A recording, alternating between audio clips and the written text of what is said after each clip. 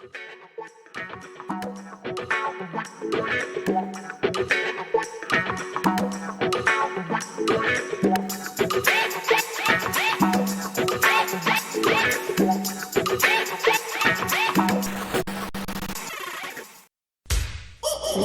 Hawai'i Sports Radio Network on 95.1 FM and AM 760 presents Wake Up in the Den with Ku'ule Agbayani.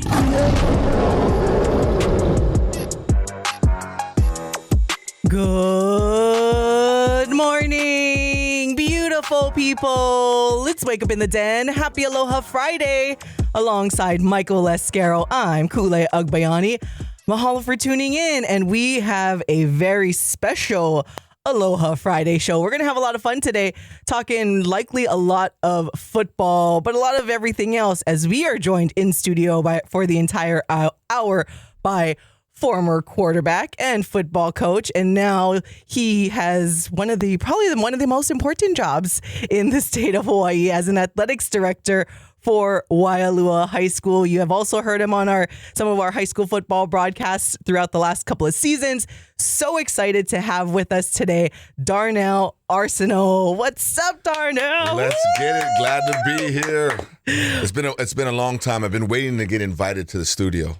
Hey, I've invited you a lot. But it's just, I know you're a busy guy. So that's the thing with your scheduling.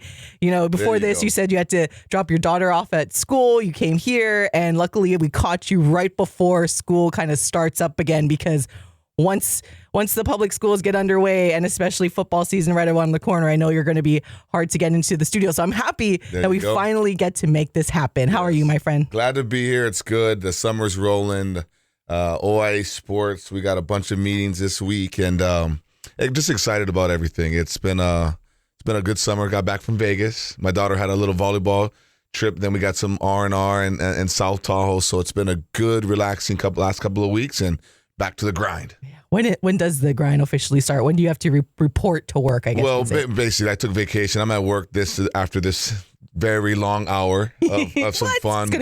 But it's good. It's a time for me to be at Waialua and kind of really take care of the facilities, kind of get ready for the next season. And football starts on Monday for the OIA. It starts on July 22nd, and we're excited about it. Ooh, we're excited too. And we'll definitely, whenever Waialua doesn't have a game, we would be excited to have you again to be part of our broadcast. But before we talk a little bit about football that's happening right now, we're going to do with Darnell what we do with all our studio guests and take a trip down memory lane for you. So first things first, obviously I know the answer to this question, but it's always fun to ask. Where did you grow up and what school you went? I grew up in Mililani and Hawaii Kai. I lived with my uncle in Mililani. And then I went to St. Louis High School. That is the home of champions.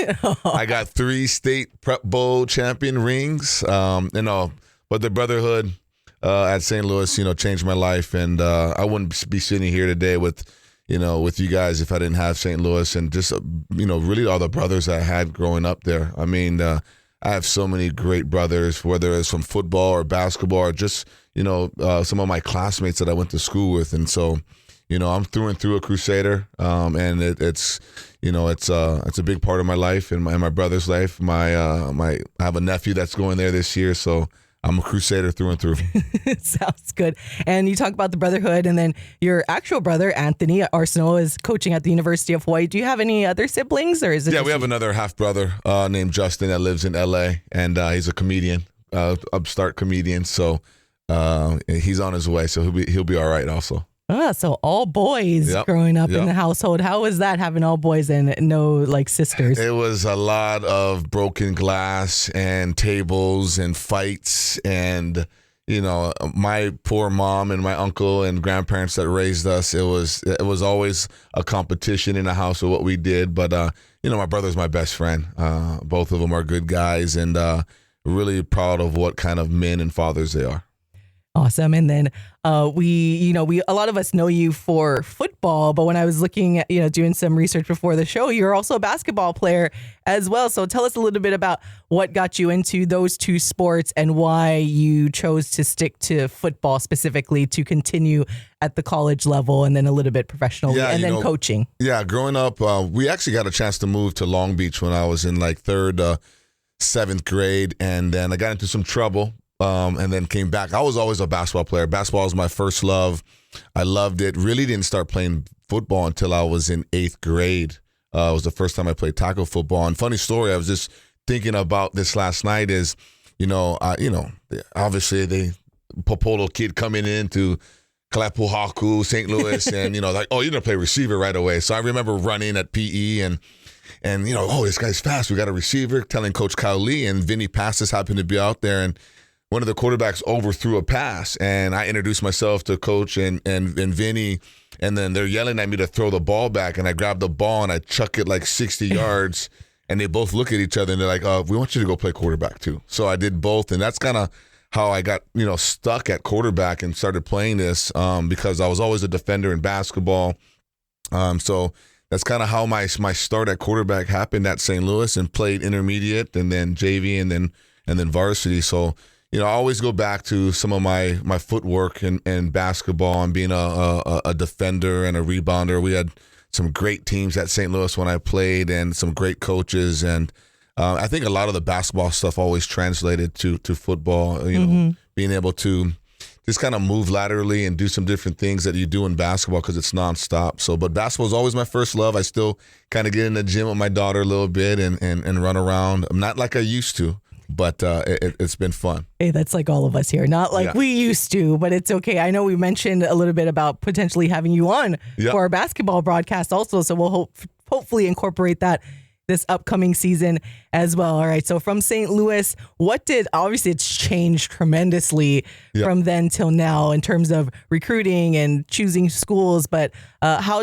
was your recruiting process like back then? Did you know, or how early did you know that you could and wanted to play at the next level? And what made you go to Utah? Well, all my uncles went to St. Louis first, so I didn't get recruited to go to St. Louis. Just wanted to make sure I throw that out there, okay? Well, this was before the St. Louis recruiting. Or even the public schools. We don't want to get started on that topic, but so all my uncles went to St. Louis, and so and I had a bunch of guys I looked up to at St. Louis, and at that time, there was guys that were going all over the country, and playing sports at St. Louis was an option for me to further my education. And so St. Louis did a really good job of instilling that, hey, use your God-given abilities to further your education and do something that you might not be able to do on your own just academically. I wasn't the smartest kid in the classroom. I had some learning disabilities, things that I had to overcome. And so as I started as my sophomore year, I won a prep bowl coming off the bench. My junior year is probably my best year that I had, both on the basketball court and with football. And that kind of my junior year, when you start getting letters, and you're getting letters from Nebraska and Oklahoma. And I mean, back then is when you got a letter, it was like a big deal. It wasn't one of these, and it was handwritten. It was kind of cool. Like that kind of sparked like, oh, I might be able to get off the rock and go play. And then my senior year, I got injured and played basically my whole senior year with a broken shin. And I played with it during basketball. I mean, they had to do different practices for me, but I basically played my whole senior year of football and basketball with a broken shin. And Chris Fumatumal Donnie Utu from Punahou, Kautai Olivao from Kuhuku, Taulia Lave from Waialua, all these guys that I played with my junior year that were older than me, they went to Utah. So when I went on a recruiting trip, I fell in love with the state. I fell in love with Coach Ron McBride, who was the head coach at that time.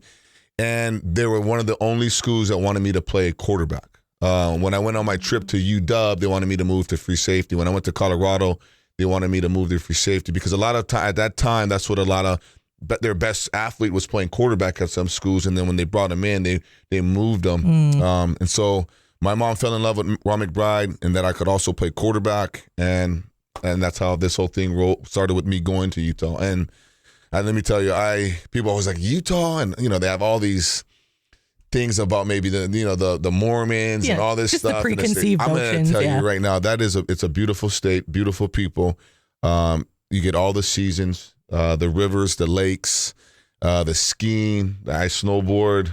It was just it worked out, and we have a home there up in Park City, Midway, and we go there a ton. My son lives there, and Utah was one of the best places for me.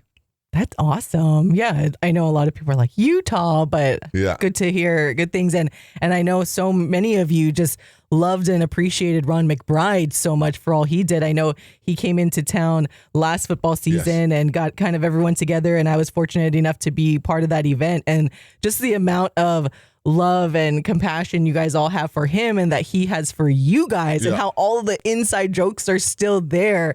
I mean, just kind of talk to us a little bit about or elaborate a little bit more about those memories and playing for Utah, and especially under Coach Ron McBride. Well, Ron McBride was really the true, he was a man before his time with the Polynesian community.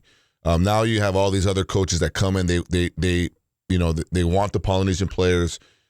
Back in the 80s, early 80s, it wasn't like that. Ron McBride and Norm Chow were the kind of pioneers of recruiting not only Hawaii but Utah, and finding these Polynesian kids from all over and bringing them in and giving them an opportunity.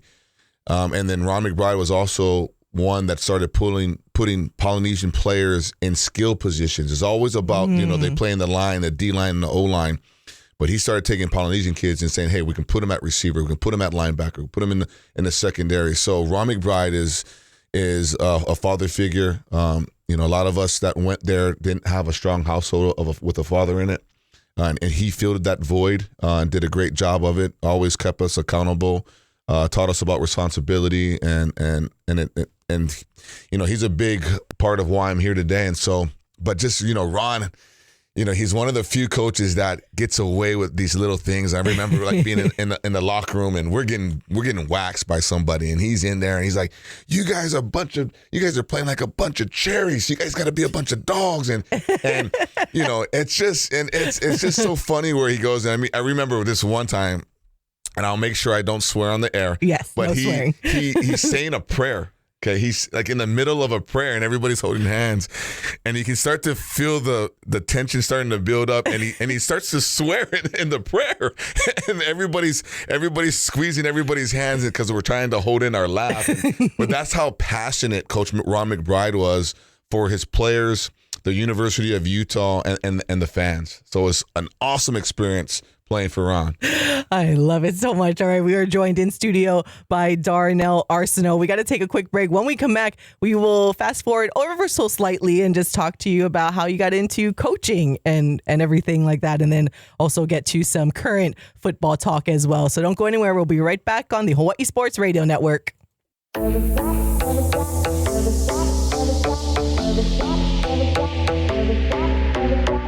Wake Up in the Den with Ku'ulei Agbayani on the Hawai'i Sports Radio Network, 95.1 FM and AM 760. Welcome back to Wake Up in the Den. Ku'ulei Agbayani, Michael Lasquero, and joined in studio for this Aloha Friday, former St. Louis and Utah quarterback and football coach, and now the athletics director at Waialua High School, Darnell Arceneaux. All right, Darnell, we've been talking about your time at Utah, following your playing times at St. Louis, going over to Utah, playing under Ron McBride, but also playing alongside a lot of other Polynesian players, especially. So tell us a little bit about some of your teammates that you remember playing with. Gosh, I tell you right now, it's always nice to have your security blanket in your run game, right, as a quarterback. And I got a chance to play with this player at St. Louis, hand him the ball off there and laugh at defenders trying to tackle him at the high school level. Then I got to watch it happen at the college level, and that player is Chris Fumatu Ma'afala. And I tell you right now, he's probably one of the most athletic guys that I've ever been around. There's a couple of them on this list that I kind of wrote up, but Chris was a phenomenal running back at St. Louis. Could have played any sport that he really wanted to. Soccer, basketball. He probably could skateboard, kickball, whatever it is. Chris was a phenomenal athlete, and such just a gentle giant. I played with another legendary receiver here at Punahou High School who had a really good career at Utah, and Donnie Utu. And Donnie was another guy that just his range to catch a football was just get it 3 feet up or down, left or right. I mean, and he would go get it. So it was really nice to play a couple of guys on offense that just, that I watched, that I played with. And then on the defensive side, Kautai Olivao and Talia Lave and West Tufonga, just to say some other names that went to St. Louis or Kahuku or Waialua that I played with at Utah. Just physical, athletic beasts. Just, and the competition at practice was so fun and so good at Utah. And then, I played with some really good receivers at Utah. The first one, Kevin Dyson, played for the Tennessee Titans, first round draft pick. Almost came up to beat Michael's team. He's got his shirt on the Rams in that Super Bowl. He came up about a yard short, but Kevin Dyson was a stud. And then probably pound for pound, the best receiver that I've ever played with, in the name of Steve Smith, was with the Carolina Panthers and then ended his career with the Baltimore Ravens. Steve was a bona fide baller. He was another guy. Just throw the ball around him, and he made me look good. Just kind of like a guy's name of George Ornalis that played at St. Louis High School. Just a guy, just get him the ball and then let Joji Boy, let Steve go do their thing. So I was blessed to be around a lot of phenomenal athletes that always made me look good. So I was blessed in that department. I'm sure you're triggering memory lane for a lot of our listeners right now, because those are like really some names that people recognize. Even someone like myself who was quite the little kid, but just hearing stories down the line and people talking about that. I get dated by Michael here because he's like, 6-7 years younger than me, and then our guy Paul, who is off getting married tomorrow, he's like 10 years younger than me. So trust, I know exactly what it is these days. Got all these young guys that I still have to try to run circles around. If not, all right. So after following your playing career at Utah, I know we kind of had a stint here and there at the professional level, and then get into coaching. So tell us a little bit about that process from Utah, and then going up and landing in coaching. And also, actually, I'll save this question for after that. So tell us a little bit about it was funny. The arena football season, I came home, played arena football for 3 years. What a wonderful time that was to come back home, being able to play in front of the local fans again, and my mom being able to come to every game, and all my family members. And arena football back in the day, guys, the Hawaiian Islanders was fire. I mean, it was basketball inside the Blaisdell. It was, guys drinking beers and jumping over the walls and having fights on the field. And I just remember Eddie Klineski, Big Mo Rowe, Mike Titlis, Derek Branch. I mean, it was the list. Chris Pongofie. I mean, it was the time. I mean, Islander football was fun. So what happened was Coach Kyle Lee's the head coach, and coach, comes up to me. I didn't have any opportunities to coach before. I'm fresh off the boat. He's like, hey, you thinking about, what are you going to do next? And he says, I might be stepping down this year, and this might be an opening up at St. Louis. And kind of things just kind of worked its way out. And I end up 2003, 25 years old, never coached before, end up coaching and putting a staff together. There's a little rift between the former coach, real quick, that was there, and then the school. And so I kind of came in to fill a void, and I put a staff together of Jacob Euro, Eddie Klineski, my brother. I mean, we had a really good staff, and we did it. We got to the state championship. And crazy story is we play Reggie Torres. No, we don't play Reggie Torres. Excuse me. It was another coach that was before Levi. Reggie. Yes. Yeah. And just to rewind a little bit further back, my senior year, the last game I played for the Prep Bowl, we win 27-26. We fast forward all the way to 2003. We were playing my first year coaching at St. Louis. We were playing the same team, Kahuku. Okay, I lose 27-26. Okay, and we miss a field goal at the end of the game. We had two chances to hit the field goal. The first one, they roughed Santiago. They moved it up 15 yards, and we missed it by about a foot to win the game. And so that kind of jump-started my career. I got the bug in me. The next year, I wasn't asked to come back. The former staff came back They probably knew that I was going to keep winning. That's why.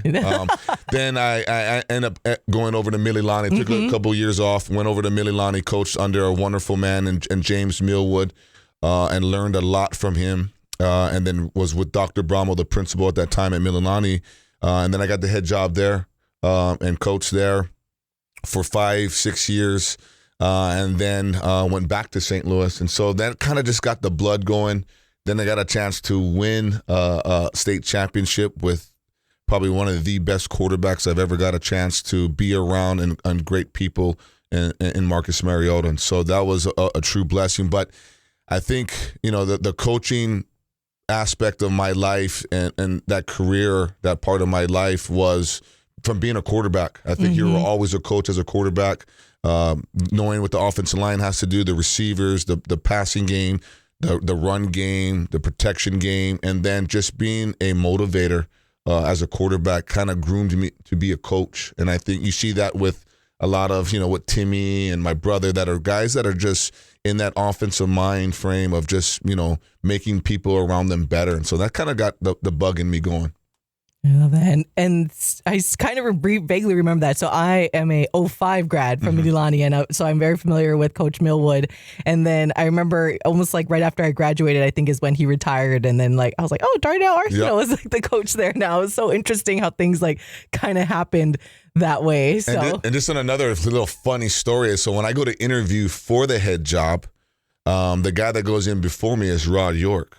Oh my goodness. So Rod goes in, and me and Rod knew each other. Rod goes in, and then jokingly I go, hey, if you get it, I'll be your OC. And he goes, oh, if I get it, I'll be your, vice versa, I'll be your DC, whatever, So sure enough, I get the job, and the first person I call is Rod. I'm like, dude, I want you to be my DC, and he's like, and it was done. So me and him coach, for I think it was 4 or 5 years there when I was there, and then once I took the job at St. Louis, Rod just took over and really has taken that program to new heights. And I'm just so proud of Rod and what he's done. Him and his wife, Lynn, great people.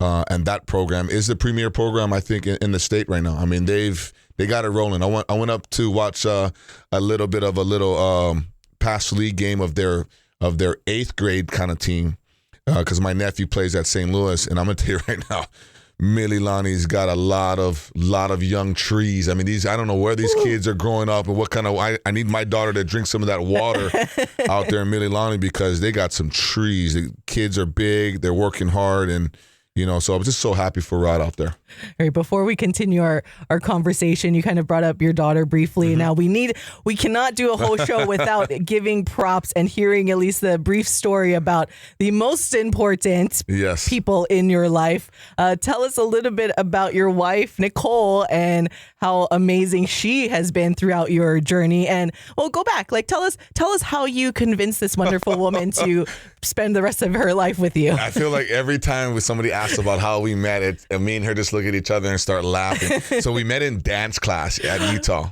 Okay, she's older. She was a senior, I believe, and I was a freshman. And so we didn't want to have to write papers. So if they said if you don't write papers, you don't want to write a paper, then you got to go help out with these disability kids. And so I was like, oh, I'm all game for that. So I didn't have a ride. I didn't have a car. So some other players in my class knew Nicole before I did. And so that's kind of, there are a couple times we all drove down and a couple times that the other guys didn't go to class. And it was just me and Nicole that went. And we kind of just started talking. And one thing led to another. We went on a date and all that kind of good stuff. But we're playing on, we kind of separated a little bit, went our own separate ways. And then we're playing BYU. I remember this. We're playing BYU on national TV and I ball out. Okay, straight ball out. And my wife tells the story like this. She's like, Mom, Dad, there's that skinny black kid that was in my dance class. Okay. And so after that, we get back together and we go out and hang out. And she's been the best thing, a part of my life. I tell you, behind every good coach, there's a strong woman. And she's through all the good, through all the bad. She's the support system of our family. My oldest daughter, Chloe, back home in Utah. My son finished up and graduated at Punahou High School, was an all-state basketball player. We won a state championship back in 2018. He played at Adams State, and now he is a coach and a teacher out in Utah. And then, my baby girl, she's got a lot of juice. She's really athletic. She's trying to hone it in on what sport she really wants to focus on, and got a chance to be coached up by a lot of wonderful clubs thus far. She played for Kevin Wong at SAS and played for Mauloa and Coach Carey. And, she's a volleyball girl that's going to Iolani. Next year she'll be a freshman, and she's my pride and joy, and she's my last one and my baby. And I'm just so happy to have a supportive family that, Dad doesn't always do it right, doesn't do it the conventional way, but to have them understand and always support me it's a beautiful thing. And to be a father in this day and age, where they respect me, they understand the sacrifices that fathers make, and same thing with my wife. It's great to have the kids that we have. I love it. Well put, Darnell. And we do need to take our next break, but when we come back, we will now talk about your current job as an athletics director for Waialua High School, as we were joined for the hour on this Aloha Friday by Darnell Arceneaux. So don't go anywhere. You guys don't want to miss the second half of the show. We'll be right back on the Hawai'i Sports Radio Network.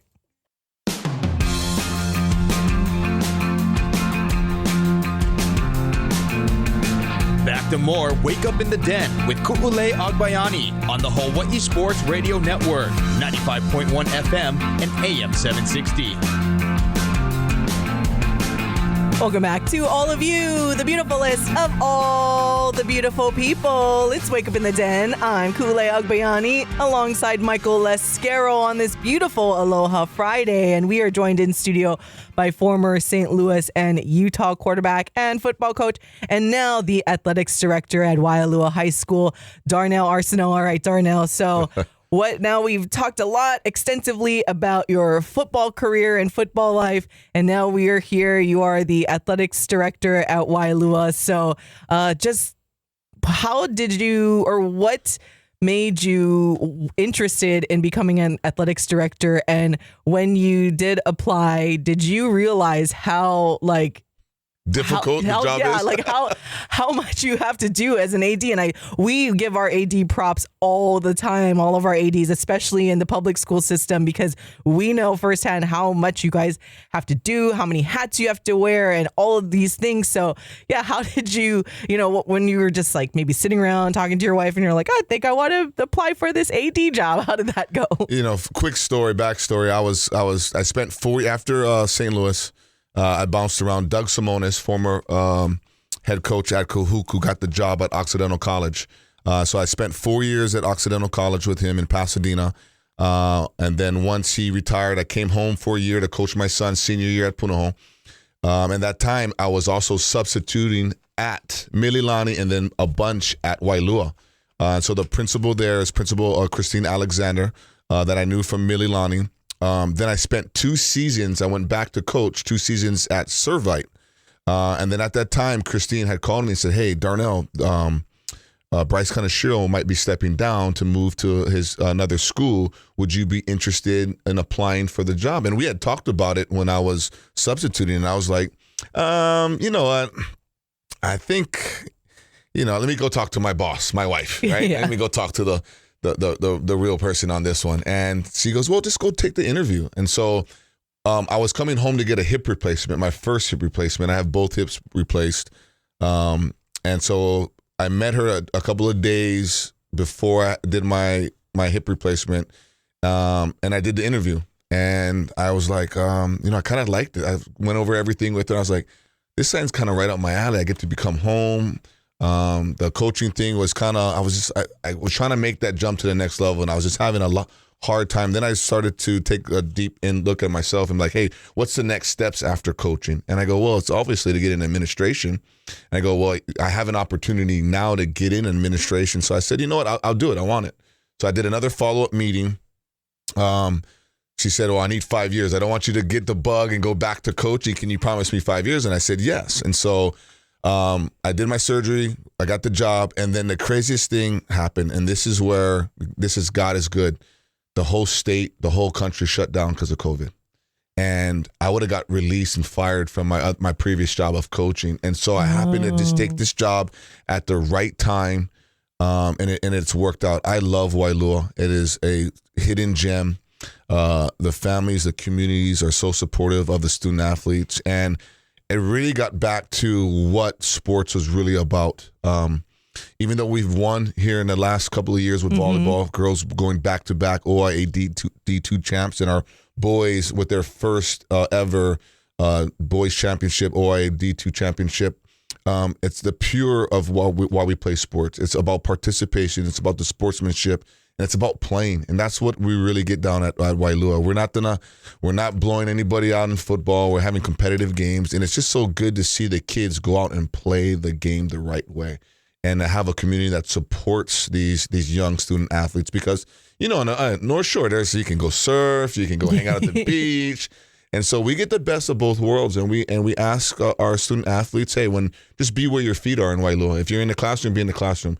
If you're at the beach, be at the beach. But if you're on the playing surfaces, be there at practice. And so it's been a real treat to be their AD and what we've done there in the last 4 years. Yeah, and there's not too many, when you look at it in hindsight, like it's a relatively small community. Like if you compare it to somewhere like Mililani, where they're constantly building more and more homes, so the population keeps growing. Like my graduating class was around 500, and then even Pearl City is pretty large as well. And Waialua is relatively small to be able to field all of those sports. I think our graduating class this year is about just under 100. So that's kind of where we're at. But the shield that we talk about, the OIA shield, is something special. Me being an ILH guy, through my playing career at St. Louis, coaching at St. Louis, being an assistant AD there also, the OIA shield is strong. And the principals to the ADs, and I tell you right now, the ADs that we meet with once a month are just wonderful people. And, they've taught me, it was hard for me at first to take off my coach's hat. You always want to be there. You're doing trainings. I was helping out with football. I was trying to be a strength coach for this. And then they're like, you'll learn, young guy, that it's a lot. We're counselors, we're vice principals, we're cafeteria workers, we're organizers, we're buses. We do buses, we do our own POs. We don't have any secretaries. We don't have too many of us have assistants. So what these ADs, what we do, the OIA ADs, it's phenomenal. We have a bunch of great people that look after each other, that always put the well-being of the student athlete first. And then also the school. And so it's really nice and unique to be around people that care so much and don't want to be recognized for it. You have the Bryce Conashiros and the Stacey Nees and Nelson. I mean, I can go on the list of all the ADs in the OIA about, it's when something hits the fan, they're there first. And then when a team gets the praise, you can always kind of see them scooting out of the picture to be away, because it's not about them. It's about the players. It's about the coaches. And I have a lot of respect for what the OIA has done in the last 10 years, and especially during COVID, that we were kind of front runners to do things right, to keep the student athletes safe. And so it's unique, and I'm very lucky to be a part of it. Yeah, and for our listeners, can you elaborate a little bit more about what the day-to-day type of grind, as specific as you can get, just because I love for people to understand how much athletics directors have to deal with, again, especially in the OIA and the public school system. So just share some insight into what the everyday grind looks like for an OIA athletics director, to help some of the listeners understand just how hard and how many hats you guys wear. Well, first and foremost is we always want to make sure that our student athletes are safe on our playing surfaces at our schools. So making sure that the daily upkeep on our practice fields, gym, maintenance, all those things. So when the kids get there, the lights are working, that they're safe, and whatnot. The next thing is we're constantly fundraising. We're only allotted a so much amount of money, and I believe that we're always looking for new and innovative ways to raise money for our programs so that we can get the best things for our student athletes. And so we're constantly concession stands, or working on this fundraiser, or can we do a car wash at this time, and okay, we got to get new uniforms for this group, and we got to organize. And then the next thing that we really spend a lot of time on is event management, making sure that the fans get the best experience when they come to an OIA event, whether the time when they get to parking, where they get to the gate quickly, get to their seats, that restrooms are available in certain areas, not like the UH restrooms when the women are in the porta potties, right? Sad. But event management, and then, obviously we're always looking for coaches that are going to be that exemplify what the school's mission is. And so we're always on the lookout, looking for new coaches.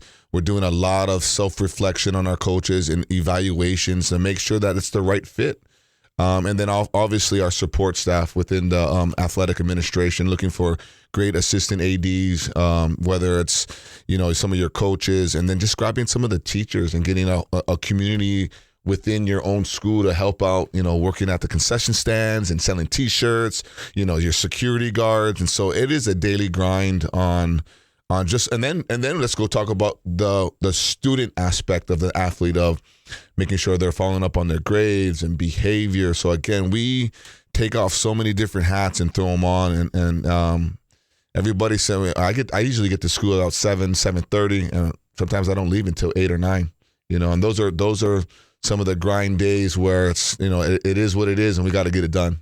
Yeah, I can't imagine all of the stuff you guys have to deal with. And that's why that's good for you to share, because I don't think people understand, because obviously, like anything else, people are going to have complaints, and I'm sure you get emails, but it's just for as many people as possible to understand just how much you guys have to deal with. Because like you said, if you look at the ILH side, people have secretaries, they have assistants, they have people that get to deal with it, where athletics directors in that system get to just worry about athletics. If there's a clogged toilet at the football game in the bathroom, I'm the one that has to go over there. So, there's a lot that we do. But at the end of the day, when your kids come off the field, win or lose, and they're smiling, if I didn't have sports, I don't know where I'd be. And I know for a lot of my kids at Waialua that they know they're not going to be going and playing professional, that this is the mecca, the highlight of their athletic careers. And I try to give them that, to make them feel good. Like, I'll give you an example, like our volleyball. You go to the UH volleyball game and the girls come out, they introduce them, they throw something into the crowd. Like, we do that at Waialua. I want our kids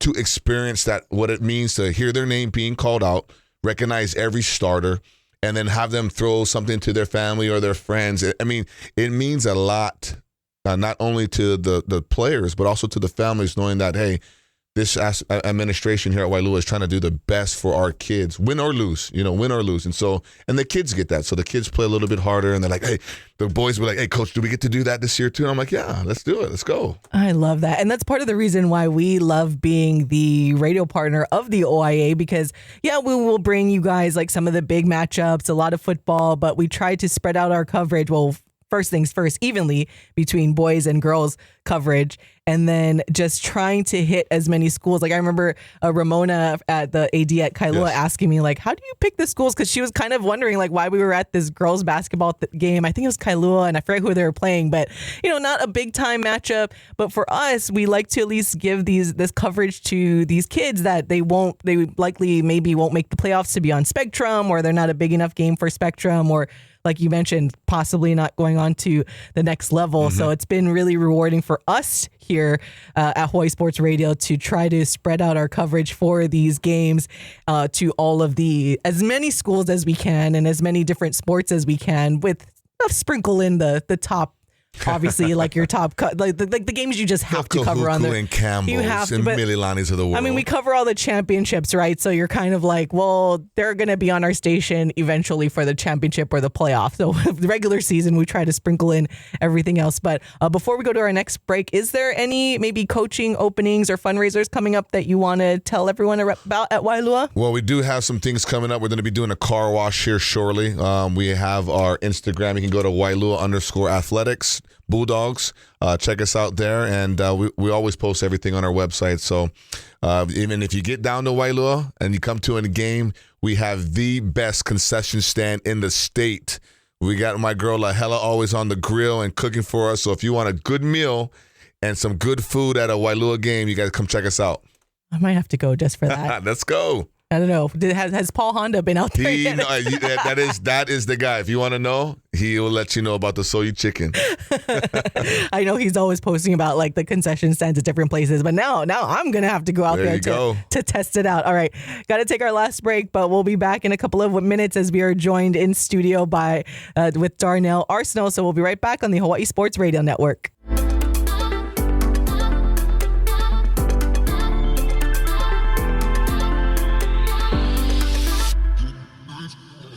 Back to more Wake Up in the Den with Ku'ulei Agbayani on the Hawai'i Sports Radio Network, 95.1 FM and AM 760.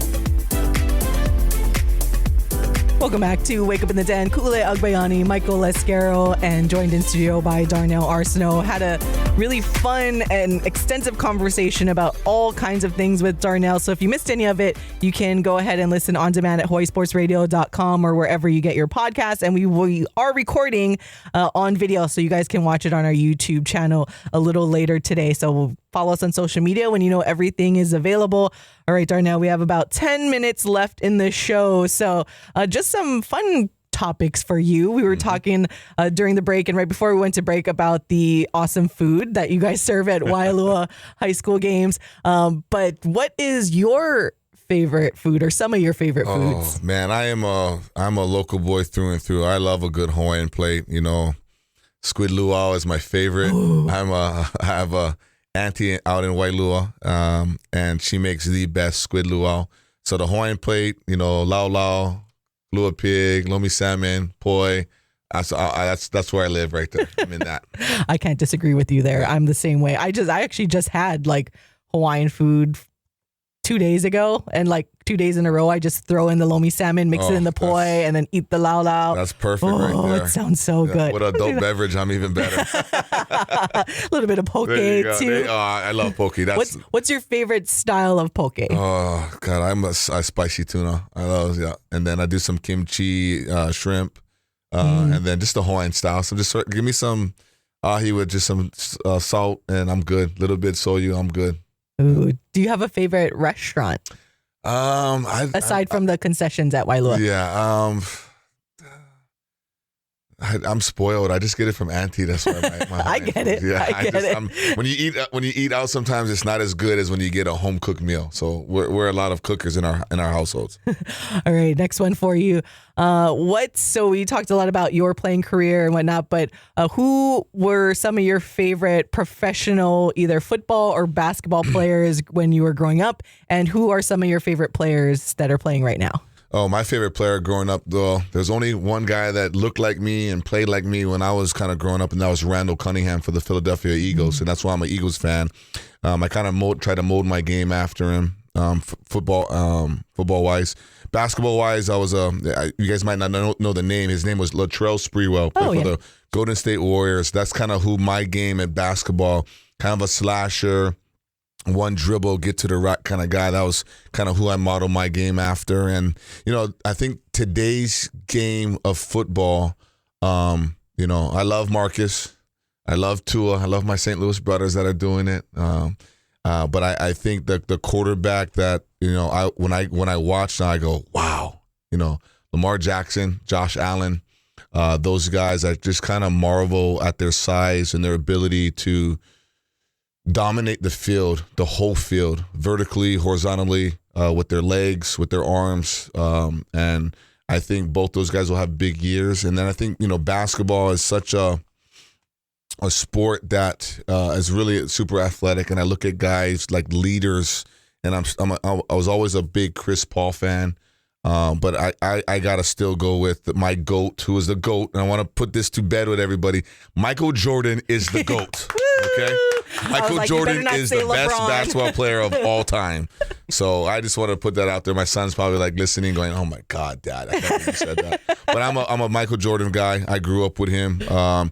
He was probably a big motivating factor in all of my athletics. I would watch highlights of that before football. I mean, it's just the air time when he would soar through the air and he had the music, and that always still gets me pumped up. I get goosebumps right now thinking about that. Ding, ding, ding. That's the Chicago Bulls. Yep. That little theme that they used to play. So Yeah. Good. I'm glad he said Michael Jordan. I was like, he better not say, I could have taken Kobe LeBron or whatever. I was like, oh my gosh, not LeBron James. Please don't say LeBron James. Oh, gosh. LeBron is good. He's not the GOAT, though. Yeah. Okay. Well, Coach, as a football guy, how about we make some early predictions? Who do you got winning or making the Super Bowl and also the national championship game in college football? Okay, I'm going to go with, I'm a Philadelphia Eagles guy. I think they get back to the show this year. I think they lose Kelsey. I think they've got Saquon Barkley. I think my Eagles can win the NFC East. I think they'll dominate the NFC, and I think they'll be playing the Baltimore Ravens. Ooh, okay. Yep. How about on the college side? The college side, I think this team doesn't rebuild. They just reload. And I think Georgia comes out on top and wins the national championship. And I got a bold prediction on the University of Hawaii. Okay. How many games do they got? How many games 12. do they got? 12. They have 12? Yeah. Okay. I think they shock a lot of people. Okay. And I think they get bowl eligible. And they go 7-4 or 7-5.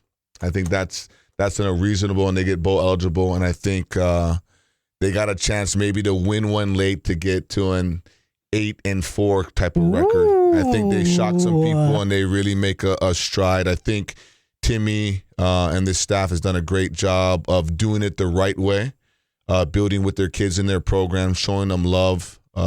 From the sisterhood to the brotherhood, I think the University of Hawaii, if you're not a supporter, I think you need to get out there and support them. That's what they need.